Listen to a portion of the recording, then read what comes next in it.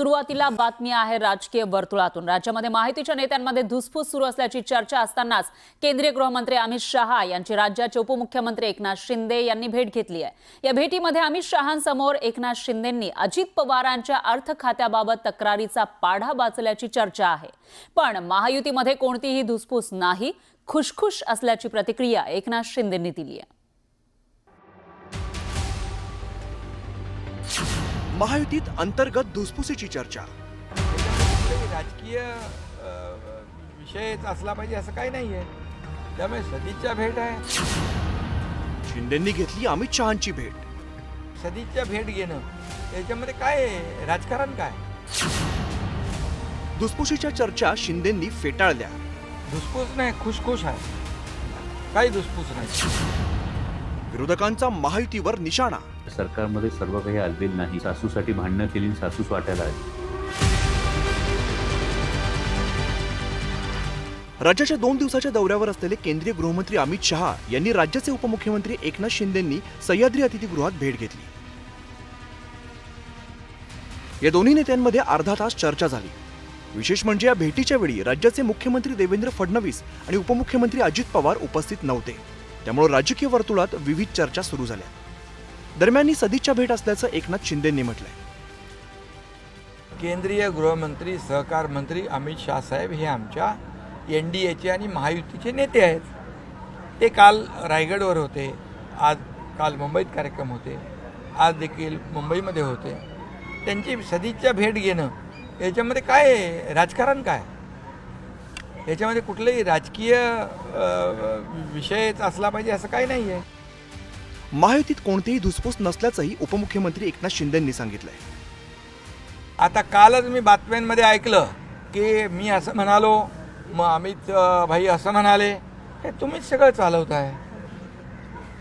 धुसफूस नाही, खुशखुश आहे, काही धुसफूस नाही। दादा पण म्हणाले, आणि आम्ही काम करणारे लोक आहोत।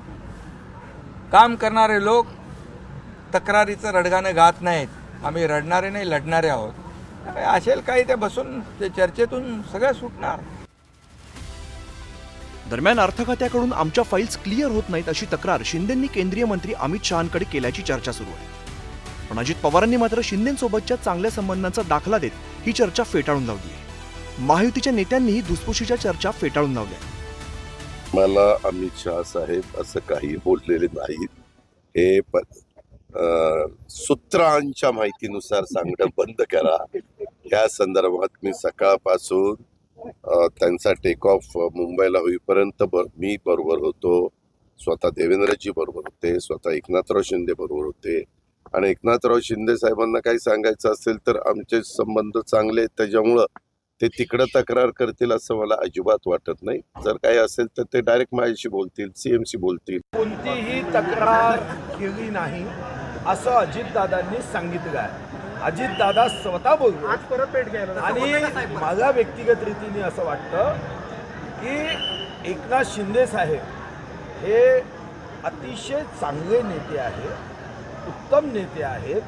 तक्रार करण्यासाठी अशा पद्धतीचा वापर करणार नाही। दरम्यान शनिवारी दिवसभर अमित शहांसोबत असून सुद्धा शिंदेंनी रविवारी अर्धा तास एकट्याने अमित शहांसोबत भेट घेत चर्चा केल्यामुळे विरोधकांना आयतं पोलीत मिळालंय।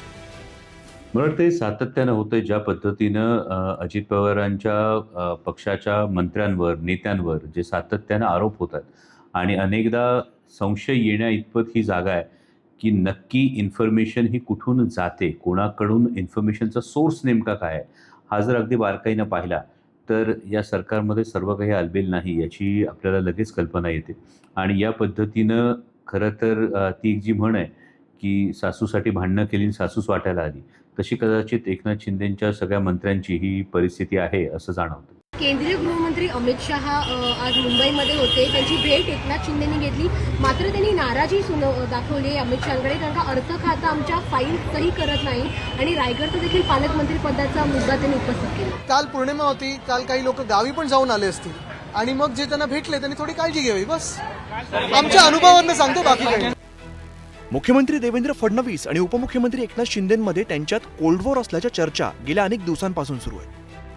त्यातच अजित पवारांकडे असलेल्या अर्थ खात्यामुळे शिंदेंच्या शिवसेनेच्या मंत्र्यांची कोंडी होत असल्याचं बोललं जायचं। याच पार्श्वभूमीवरती एकनाथ शिंदेंनी अमित शहा यांची घेतलेली भेट राजकीय वर्तुळात चर्चेचा विषय ठरली आहे. Bureau report, news 18 Lokmat.